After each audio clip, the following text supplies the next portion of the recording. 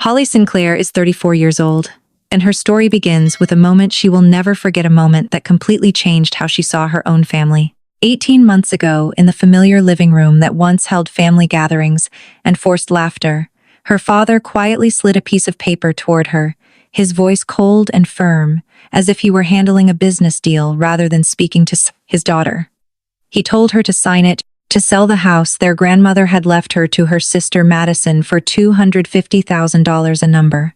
So low it was almost insulting, considering the house was worth $750,000. But what hurt Holly most was not the money, it was the ultimatum that came with it. If she refused from that day forward, she would no longer be part of the family. There was no shouting, no dramatic argument, just cruelty presented as a choice. They expected her to break down, to cry, to give in, like she always had before. But this time, something was different. In that moment, Holly realized this was not just about money or property, it was about her self-worth and her identity. That house was not just wood and bricks. It was memory, love, and the years she had spent caring for her grandmother when no one else would. It was proof that she mattered, even if her family never treated her that way. And the irony was that before that family meeting even happened, Holly had already made a move no one saw coming. She had made a phone call, one that would later become the turning point of her life. As the paper sat in front of her, Holly was no longer the quiet girl who always endured everything but a woman, beginning to understand that if she did not stand up for herself, no one else would. And from that moment, a story of awakening boundaries and quiet strength truly began. From a young age, Holly had grown used to living in the shadow of her younger sister, a shadow that was not only large, but constantly reinforced by their own parents. In the Sinclair household, Madison was not just a daughter. She was a symbol of pride, the embodiment of everything their parents believed success should look like. Every dinner, every family gathering felt like a stage where Madison was the main character, while Holly was a barely noticed extra. Whenever Madison achieved something, no matter how small, it was celebrated and repeated as if it were a major victory, while Holly's efforts were brushed aside as if they did not matter. Comparisons became so normal that they hurt in a quiet, persistent way, especially when their mother would speak with shining pride about how far Madison would go, how ambitious and driven she was, while describing Holly with a softer but more haunting phrase, saying that at least she was kind-hearted. On the surface, it sounded like a compliment, but deep down, Holly understood it was a way of defining her as someone unremarkable, as if kindness was merely a consolation prize for those who could not achieve more. As they grew older, the gap between the sisters became more obvious, not because Holly was less capable, but because she had never been seen fairly. As Madison developed confidence and ambition, their parents poured all their attention, time, and belief into her, while Holly learned to shrink herself, to expect less, in order to avoid disappointment. The most painful part was not the comparisons themselves, but the slow realization that she was becoming invisible in her own family. No one asked what she thought. No one cared how she felt. Holly tried quietly, trying to prove her worth in her own way. But in her family's eyes, everything seemed predetermined long ago. Madison was the future, the success story, while Holly was simply someone on the sidelines, present but unseen.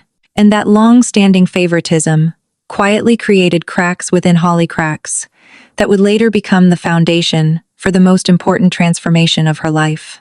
When Holly decided to become an elementary school teacher, she knew this path would not bring glamour or praise like her sister's career, but she chose it for a simple reason. She loved children and believed that helping a child learn to read, to write, and to understand the world was something truly meaningful. To Holly, success was not about numbers or titles, but about the spark in a student's eyes when they finally understood a lesson, about the smiles, when they gained the confidence to stand in front of the class. But in her family's eyes, this choice became yet another sign of her lack of ambition. The day she shared her decision, her father responded with a heavy silence, as if she had said something deeply disappointing, while her mother simply nodded and quickly shifted the conversation to Madison's latest achievements. There was no congratulations, no interest, just a cold emptiness, where support should have been. Over time, that silence became routine. No one asked Holly about her work anymore. No one was curious about the students. She poured her heart into teaching, No one cared that every day she was quietly shaping lives in small but meaningful ways. At family gatherings, conversations always revolved around Madison. Her real estate projects, major deals, and career milestones, while Holly sat at the edge, listening without being invited to speak. Sometimes she tried to join in sharing a story about her classroom or a student's progress, but her words were often interrupted or quickly forgotten. Eventually, she stopped trying, not because she was no longer proud of her work, but because she understood that in her family's eyes, what she did would never be enough to be acknowledged. This did not change her path, but it taught her to keep that pride to herself like a quiet secret. Only she truly understood, and in that silence, Holly slowly became stronger. Not in a loud or visible way, but in a quiet, steady way, as she began to realize that her worth did not need validation from people who had never truly seen her. In a family where Holly always felt like an outsider, Eleanor was the only person who made her feel truly seen and valued. From a young age, every time Holly stepped into the Victorian house on Maple Street, it felt like entering a different world, a place where she was not compared, not judged, and most importantly, truly heard. Eleanor never asked why Holly was not like Madison. She simply asked what Holly was thinking and how she felt, and that meant more to Holly than any praise ever could. Sunday afternoons became a cherished routine. As Holly would drive over, sit on the porch with her grandmother, drink sweet tea, and listen to stories about Eleanor's youth, about difficult choices, and the time she had to stand up for herself. Unlike Holly's parents, Eleanor did not measure people by achievements or money. She valued perseverance, kindness, and quiet strength, qualities she always saw in Holly. One afternoon, as the sunlight filtered through the trees and cast a warm glow across Eleanor's face, she told Holly that she reminded her of herself, someone not loud, but strong in her own way. That sentence stayed with Holly like a kind of validation she had never received from anyone else in her family. When doctors diagnosed Eleanor with late-stage pancreatic cancer, everything began to change, but not in the way Holly had hoped. Madison always had an excuse not to visit, whether it was work projects or travel, while Holly's parents came only once for a brief visit before disappearing, claiming it was too difficult to see Eleanor in such a weakened state.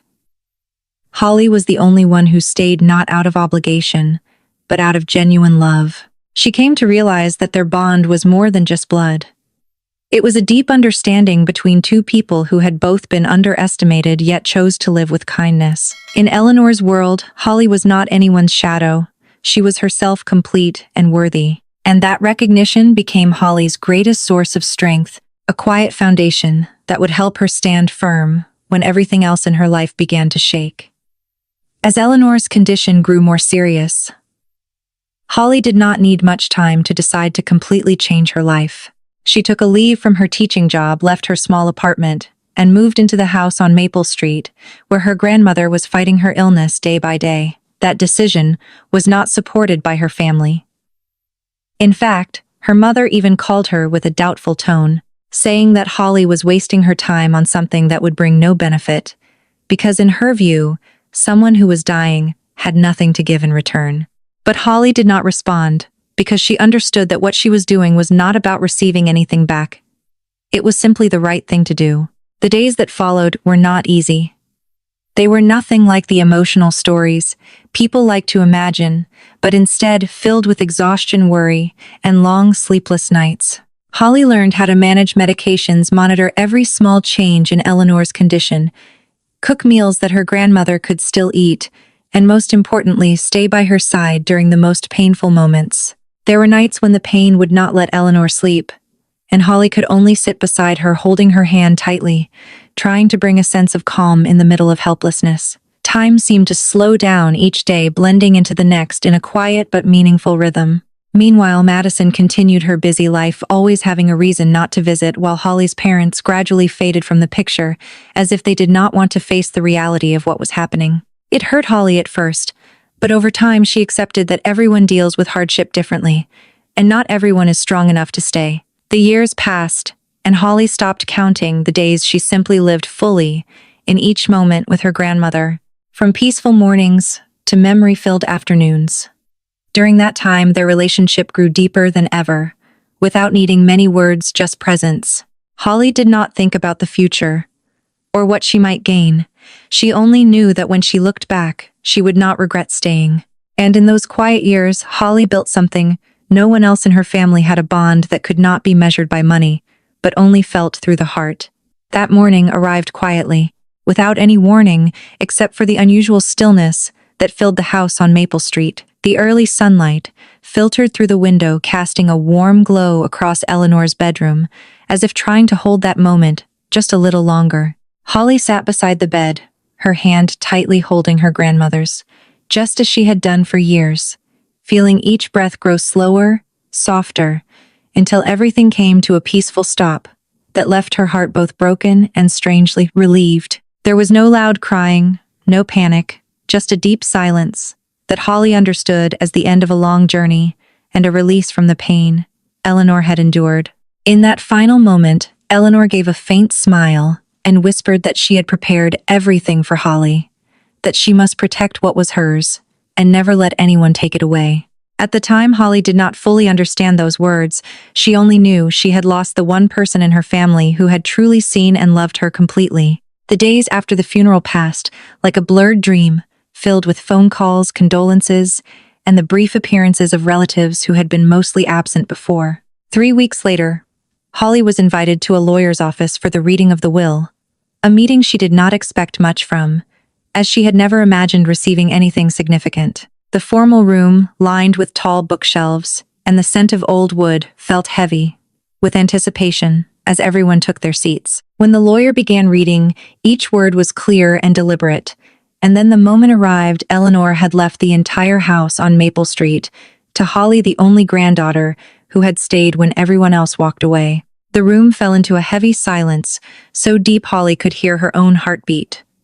Her father was stunned, her mother could not believe what she was hearing, and Madison could not hide the anger written across her face. For Holly, it was more than just property. It was final recognition, a confirmation that the years she stayed had meaning. The house carried not only great financial value, but also memories, love, and the trust Eleanor had placed in her. And for the first time in her life, Holly no longer felt like she was on the sidelines. She had been chosen, not out of obligation, but for who she truly was. Just a few days after the funeral, while the grief had not yet settled, pressure from Holly's family began to appear clearly and more intensely than ever before. Her parents showed up at the house on Maple Street without notice, walking in as if it still belonged to them, their eyes scanning every corner, every piece of furniture, as if they were evaluating an asset rather than a space filled with memories. They sat in the living room, their tone a mixture of concern and control, starting with what sounded like caring words, but quickly revealing their true intention. They said they needed to discuss the house, that it was not fair for one person to keep everything that family should share. But Holly understood that those words were not about fairness. They were about control and shifting ownership to Madison. Her mother explained that her sister needed a place to settle down to build her future, and that this house would be perfect for that plan. When Holly asked about her own future, the response was nothing but evasive looks and dismissive remarks, as if her life did not require stability or a foundation. In the days that followed, the pressure did not fade. It intensified. Someone from the family came by every day. Sometimes her father with a firm and demanding tone, sometimes her mother with tears and pleading. They took turns playing good cop and bad cop, as if following a script. They reminded her of everything they had done for her, emphasized family duty, and even warned that if she did not cooperate, she would lose all her family ties. Those words shook Holly because deep inside, she still longed to be accepted and loved. But the more she listened, the more she realized that the love they spoke of always came with conditions, always tied to her giving up her rights. The house became the center of every argument, no longer a place of memory, but a symbol of conflict. During long nights, Holly lay awake, torn between keeping the house and risking the loss of her family, a choice that seemed impossible. Yet deep within, she began to feel a shift, an understanding that if she continued to give in, she would lose not just the property but herself. And it was this relentless pressure that unknowingly pushed Holly toward a decision that no one in her family could have anticipated. In the days that followed, the pressure from Holly's family did not stop at advice or calm conversations. It gradually turned into a calculated series of actions designed to make her feel like she had no choice but to give in. Her father became more rigid, his voice no longer hiding disappointment, but turning into open threats, repeating that family was everything, that if Holly did not put collective interests above her own, she did not deserve to be part of family. These words were not said, once they were repeated again and again, in different situations, slowly wearing down her resolve.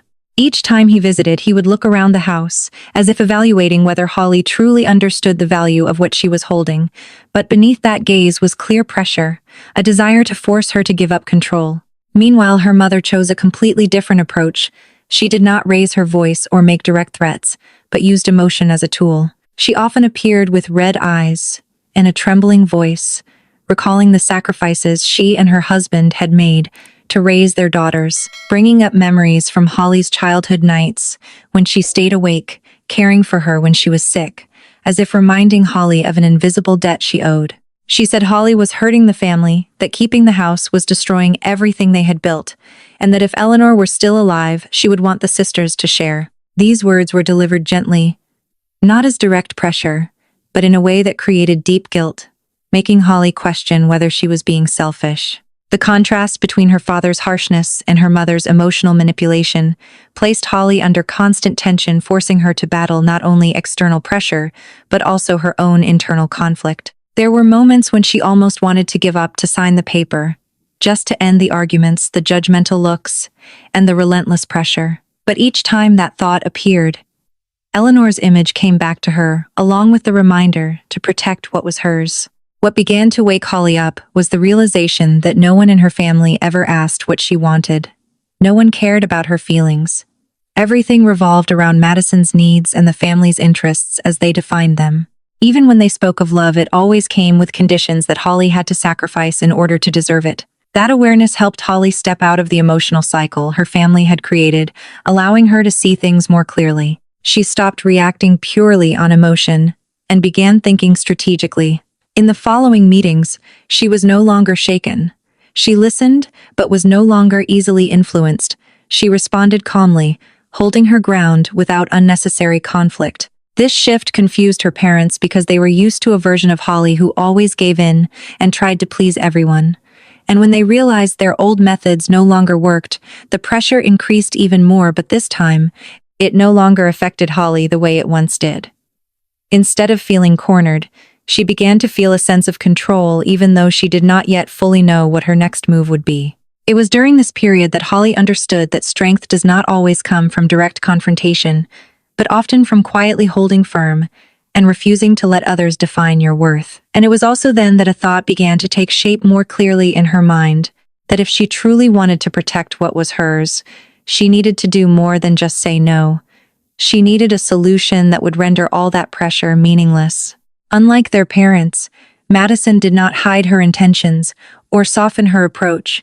She confronted Holly with a directness mixed with clear disdain, as if owning the house was something that should have belonged to her from the very beginning. During the tense meeting in the living room, Madison entered with her usual confidence, dressed in expensive clothes, her cold gaze making it feel more like a business negotiation than a conversation between sisters. She wasted no time on pleasantries, simply stating that Holly should sign the agreement and sell the house for $250,000, a number she sarcastically described as reasonable.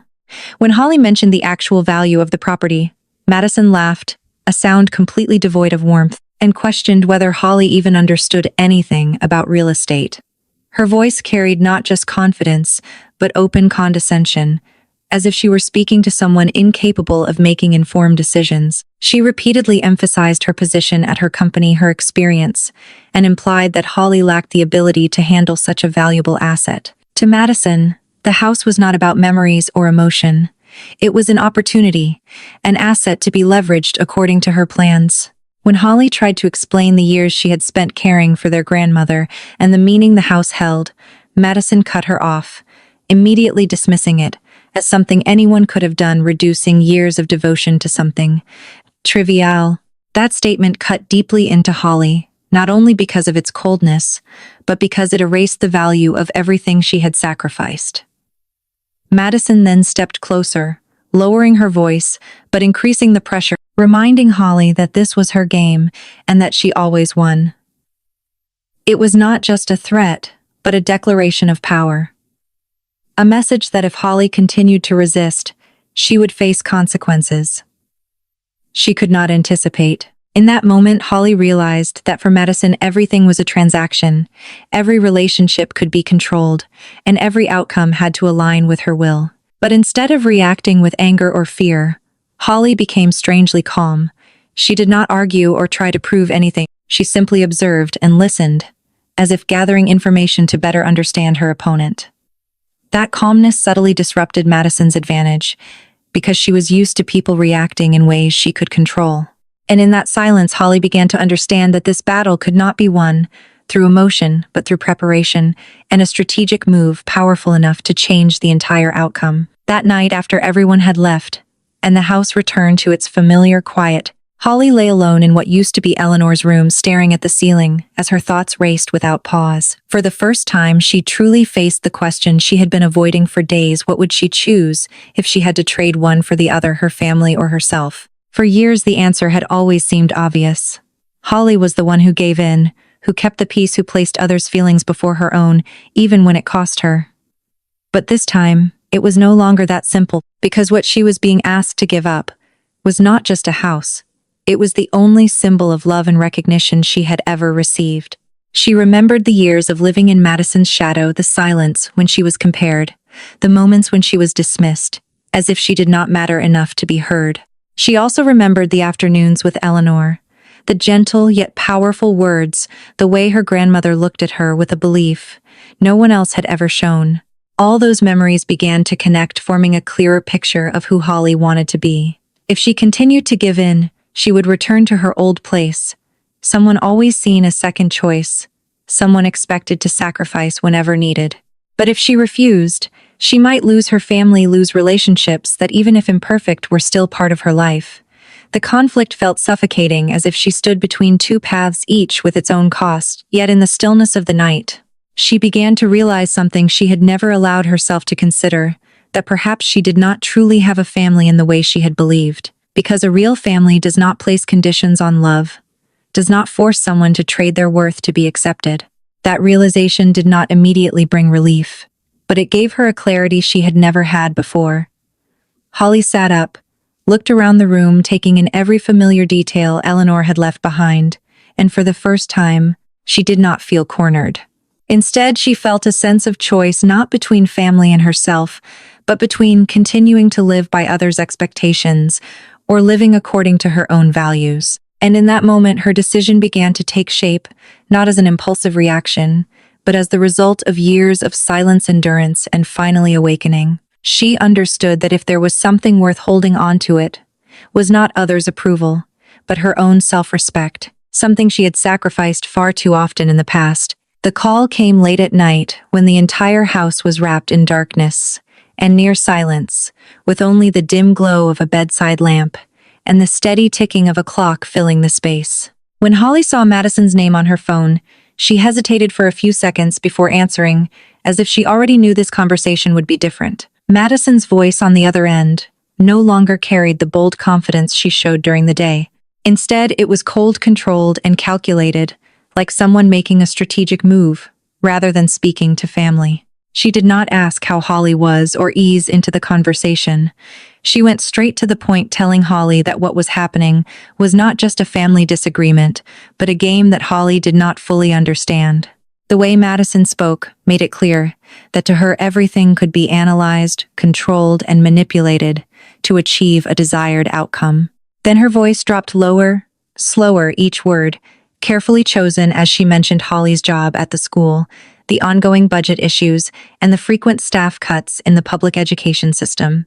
At first, Holly did not grasp the implication until Madison continued explaining that with the right questions asked in the right places, someone like Holly could easily become a target for scrutiny. The message did not need to be stated as a direct threat, its meaning was unmistakable. Either Holly cooperated, or she risked losing the career she had built with her entire heart. In that moment, a chill ran down Holly's spine. Not because she believed Madison would definitely act on it, but because she realized that Madison had both the means and the willingness to use her connections to apply pressure. This was no longer just a conflict between sisters.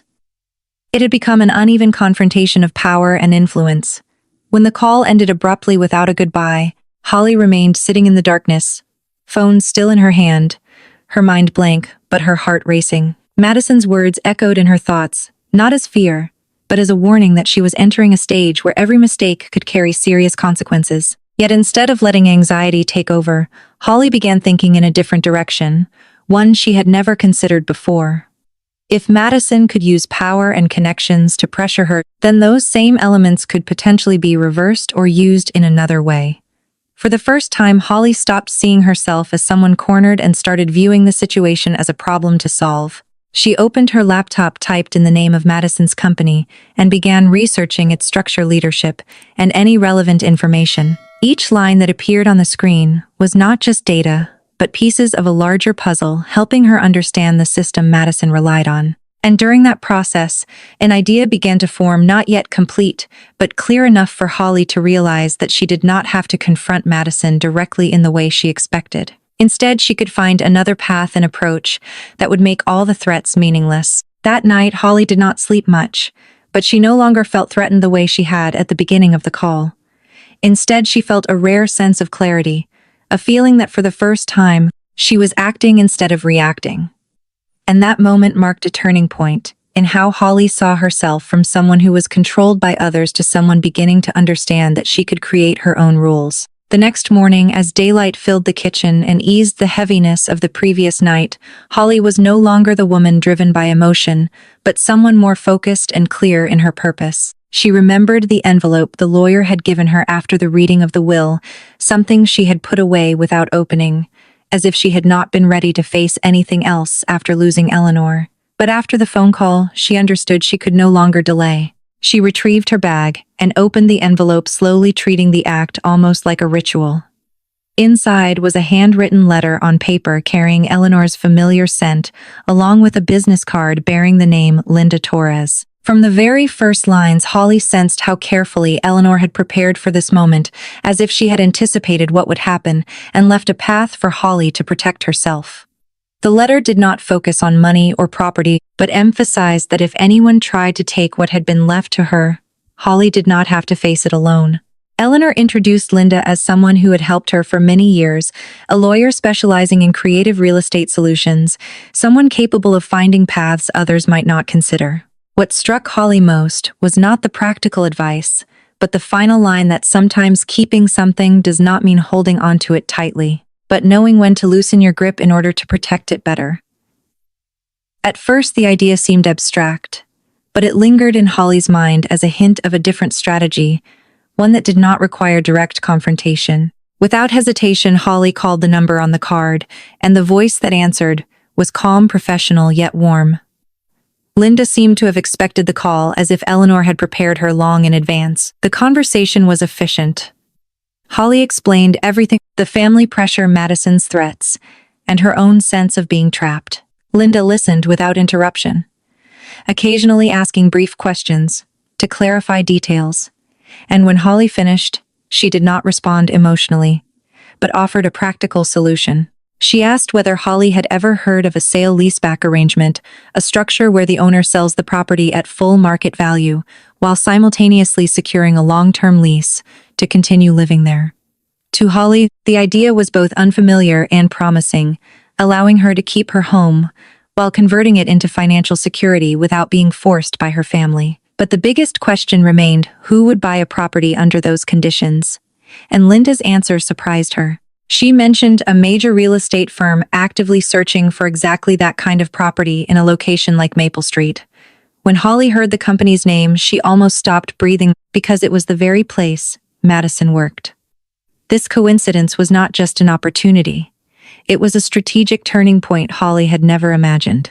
Instead of being overwhelmed by pressure, she began to see a way to turn the situation into an advantage, not only protecting her asset, but placing everything within a legal structure her family could not interfere with. The idea became clearer, not as an act of revenge, but as a rational solution, where everyone could benefit in their own way. Yet ultimate control remained with her.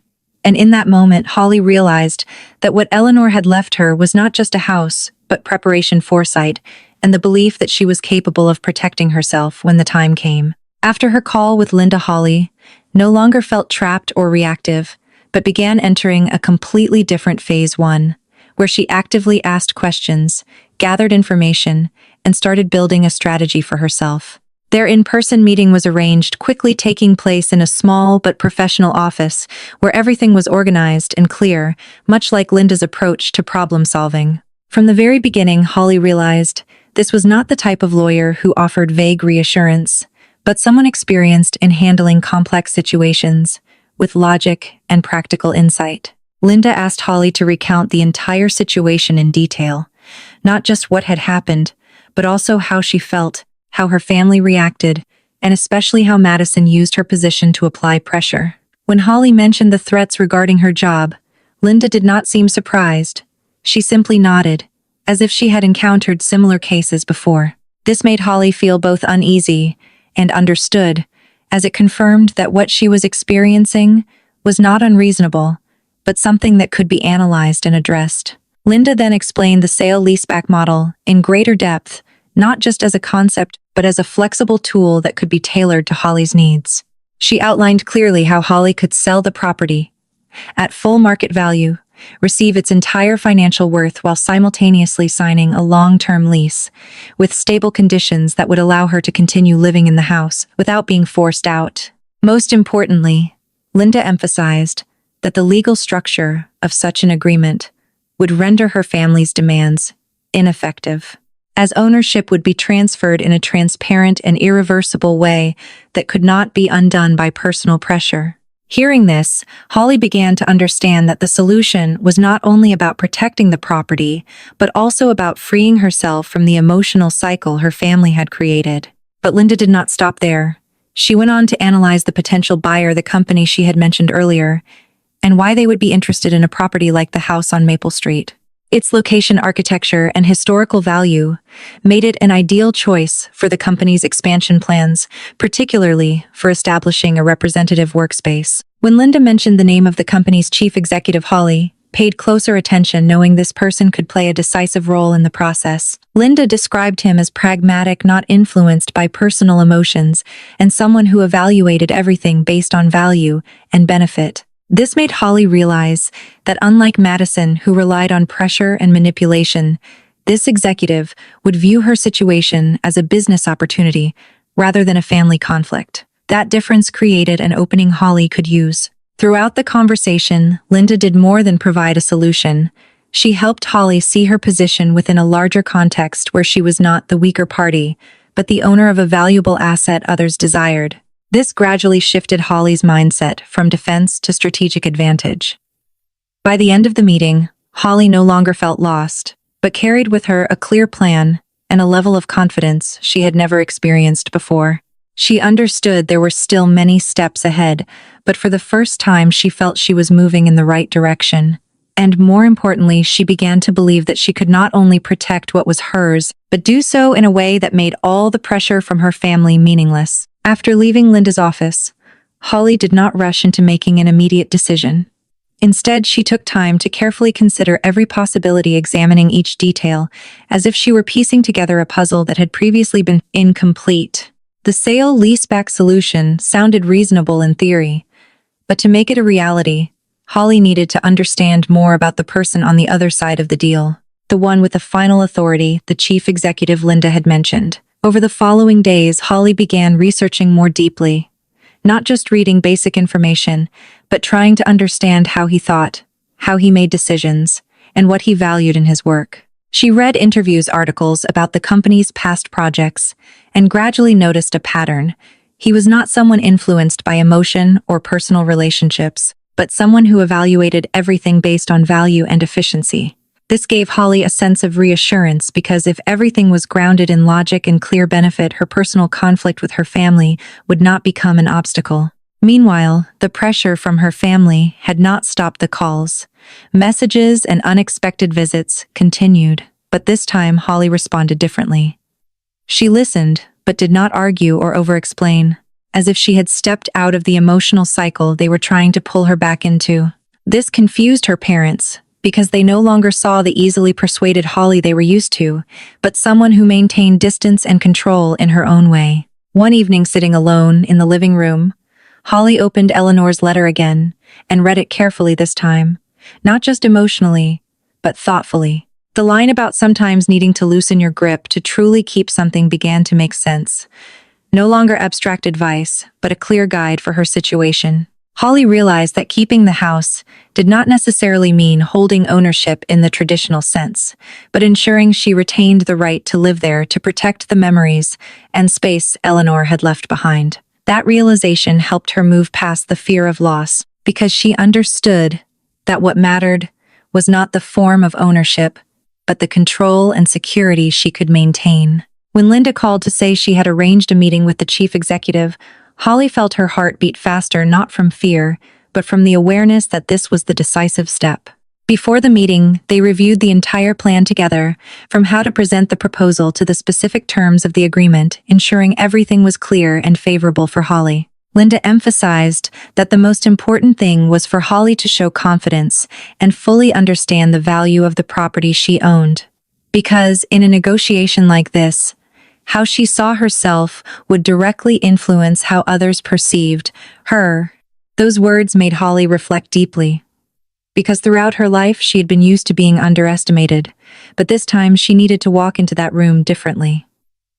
The night before the meeting, Holly barely slept, not out of anxiety, but because she was preparing herself for a turning point. She stood in front of the mirror, looked at herself, and for the first time did not see someone who always stood in the background, but someone ready to make decisions for her own life. And when morning came, Holly knew she was not just meeting a business partner. She was stepping into a new phase where nothing would be decided by her family anymore, but by her own choices. The meeting with the chief executive took place inside the house on Maple Street, a space that had once been Holly's most private refuge, but was now the center of a life-changing decision. When the door opened and the man stepped inside, Holly immediately realized he was not what she had imagined. There was no cold distance, but instead a calm and focused presence that made the atmosphere serious without being tense. He took his time observing the house, moving through each room with attention to detail, from the classic architecture to the way natural light filled the space, as if he were evaluating not only its material value, but also its potential use. Holly walked with him, answering his questions clearly and concisely, no longer feeling anxious, but gradually building confidence as she realized she knew the house better than anyone else. When they sat down to talk, the tone shifted from observation to analysis, and Holly presented her proposal directly to sell the house at full market value while retaining a long-term lease to continue living there. She did not rely on emotional appeal, but focused on practical factors: the location, the historical value, the adaptability of the space, and the long-term benefits for both parties. The man listened attentively, rarely interrupting occasionally, asking brief but precise questions that required thoughtful answers. When the conversation reached its most critical point, he asked Holly about the true reason behind her decision, a question she knew could not be answered lightly. Instead of avoiding it, Holly chose honesty, not to gain sympathy, but to show clarity in her position. She spoke about the pressure from her family, the unfair demands, and her desire to protect what Eleanor had left her in a way no one could interfere with. Her honesty did not surprise him. In fact, he nodded, as if he had expected it. When Holly mentioned her connection to Madison, there was a brief moment of silence, but then he simply stated that he did not make business decisions based on personal employee matters, but on the value of the asset and the feasibility of the agreement. That response relieved Holly, confirming that the negotiation would not be influenced by outside factors. After reviewing all the terms, he agreed with a few minor adjustments to ensure stability for both sides, a fair market price, and a long-term lease with reasonable conditions. When the contract was placed in front of her, Holly held the pen with a completely different feeling, not hesitation or fear, but a certainty she had never known before. When she signed her name, it was not just the completion of a transaction, but a declaration that she had reclaimed control over her life. The man shook her hand, told her she had made a smart decision, and left with the same professionalism he had shown upon arrival. As the door closed, Holly stood alone in the house, feeling its familiar quiet in an entirely new way. She knew everything had changed, not because the house was no longer hers in the traditional sense, but because she had found a way to keep what truly mattered without losing herself. And for the first time, Holly felt that what she had done was not just protecting the past, but building a future where she was no longer defined by others' expectations. The weeks following the signing of the agreement moved at a completely different rhythm than before. There were no more intense arguments or direct threats, but instead a quiet anticipation that Holly knew would eventually surface when the truth became clear. The company quickly began preparing to convert the lower level of the house into office space, with teams of engineers, designers, and managers arriving one after another to measure, plan, and execute each step with professionalism. Holly observed everything with a feeling that was both unfamiliar and familiar, because even as the house changed, her private space above remained untouched. What stood out to her most was not the renovation itself, but the way everything was handled, transparently and logically, completely different from how her family had tried to pressure her into a decision. When the opening day of the office was scheduled, Holly knew this would be the moment. Everything became clear to Madison, but she did not prepare a confrontation or a long explanation, because she understood that the outcome of her actions would speak for itself. That evening, as luxury cars began arriving at the entrance, lights illuminated the garden, and the space came alive. Holly stood at the upstairs window, observing every detail, like an outsider who was also at the center of it all. When Madison stepped out of her car, she still carried her usual confidence, her phone in hand, focused on her work, unaware of what awaited her. But within seconds of looking up at the house, her expression changed, visibly, from surprise to confusion, and finally to realization. That moment was brief, but enough for Holly to know her plan had worked without a single explanation. When Holly stepped onto the porch and greeted her, not with provocation, but with calm composure, Madison could not respond immediately, as if she were trying to process everything at once. Colleagues nearby began noticing the connection between them. Curious glances emerged, and within a short time, the story spread, without anyone needing to explain it. Inside, the event proceeded as planned. The chief executive spoke about the significance of the new office, highlighting the value of the property and the professionalism of the collaboration, and specifically acknowledged Holly as a partner who demonstrated insight and decisiveness in the transaction. The applause that followed was not just recognition of a business deal, but an acknowledgement of Holly's new position in this context. Madison stood at the back, silent, but her silence carried a completely different meaning than before, no longer one of dominance, but of reluctant acceptance. When the announcement was made that project managers would rotate through the office, and Madison's name was included among those responsible, Holly knew the circle had closed, in a way no one had anticipated. Without confrontation or retaliation, she had created a situation where all of Madison's previous actions led directly to this outcome. And in that moment, Holly did not feel victory in the traditional sense, but a sense of balance restored, where everything had returned to its rightful place. She retreated to her private space as the event continued below, feeling the familiar quiet settle around her, and understood that from that moment forward, she no longer needed to prove her worth to anyone. Within an hour after the grand opening, while some guests were still lingering, Holly heard the sudden sound of brakes outside the gate, a familiar noise that carried a tension she knew she would have to face sooner or later. Looking down from the window, she saw her parents' car stop in front of the house, the headlights shining directly at it like a silent accusation.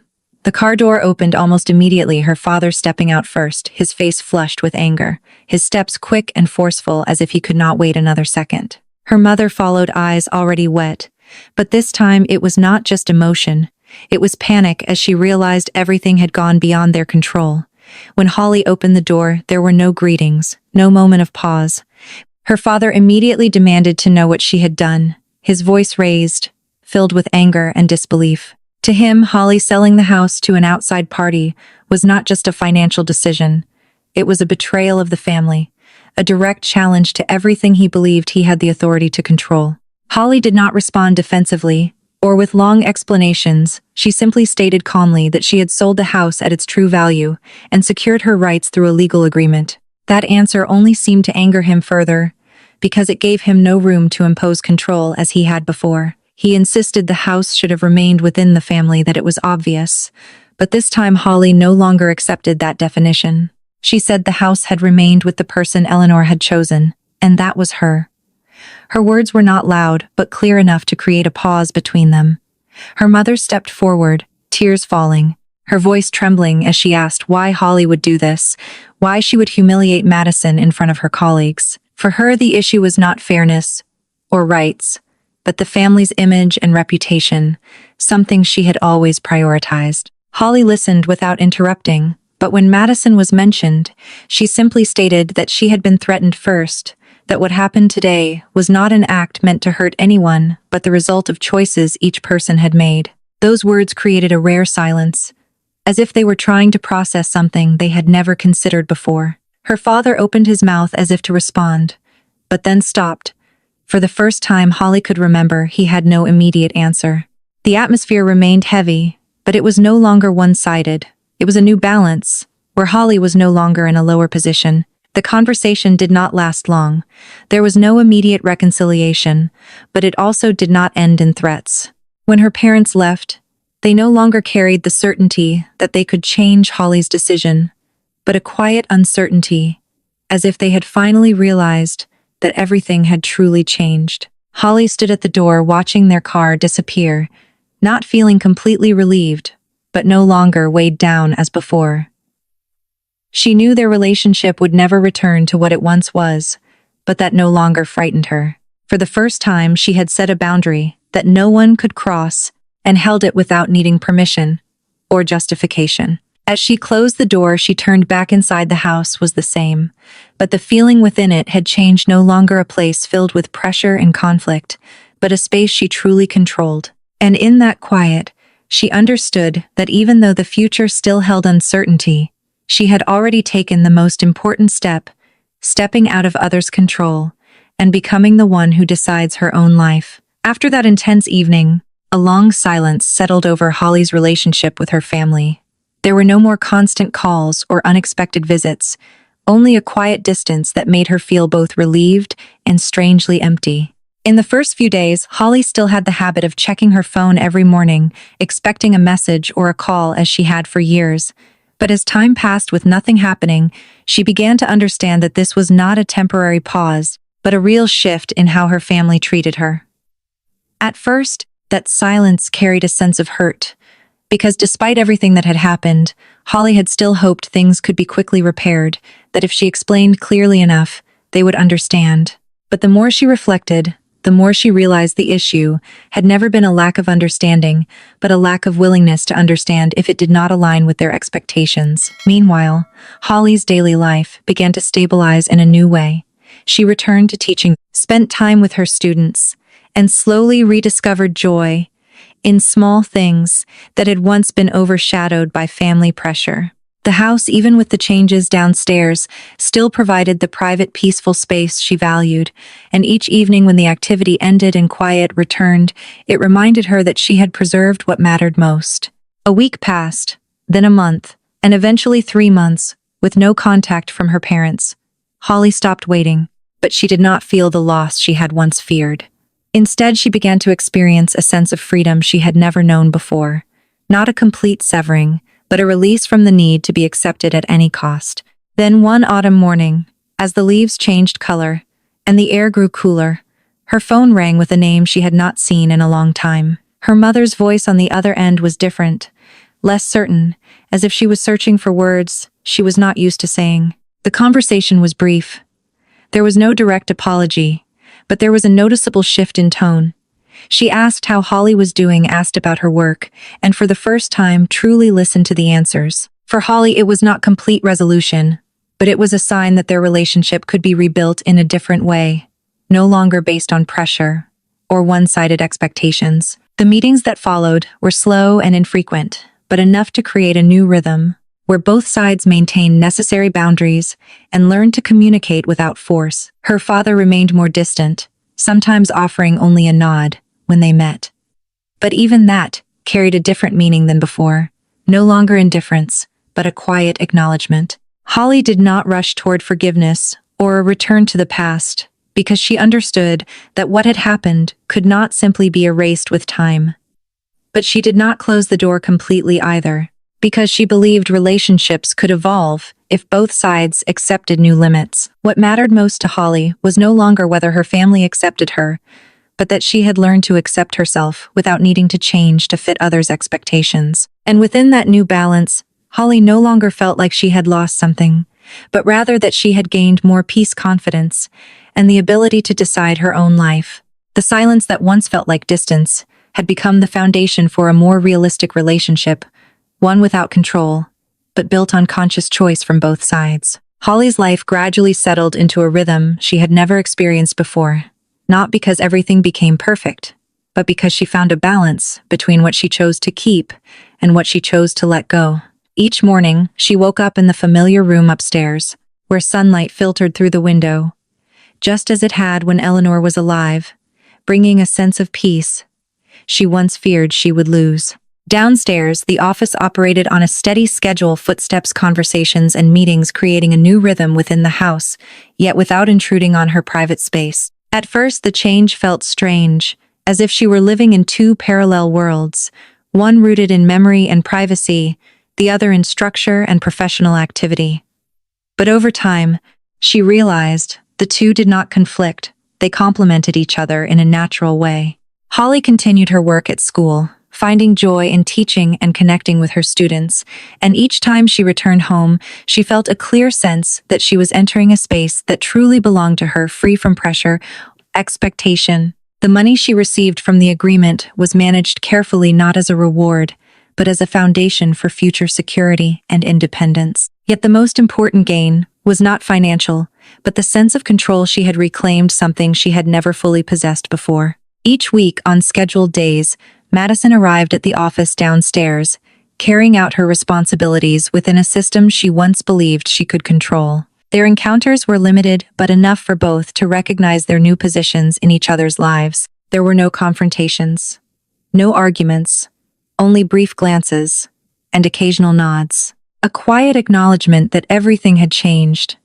For Madison, working in a place she once tried to claim was likely not easy, not because of inconvenience, but because it reminded her of limits she could not overcome. For Holly, those moments did not feel like victory, but like reminders of the journey she had taken from someone overlooked to someone capable of shaping her own life. She did not try to highlight that difference or make Madison uncomfortable, because she understood that true strength did not come from proving something to others, but from no longer needing to prove anything at all.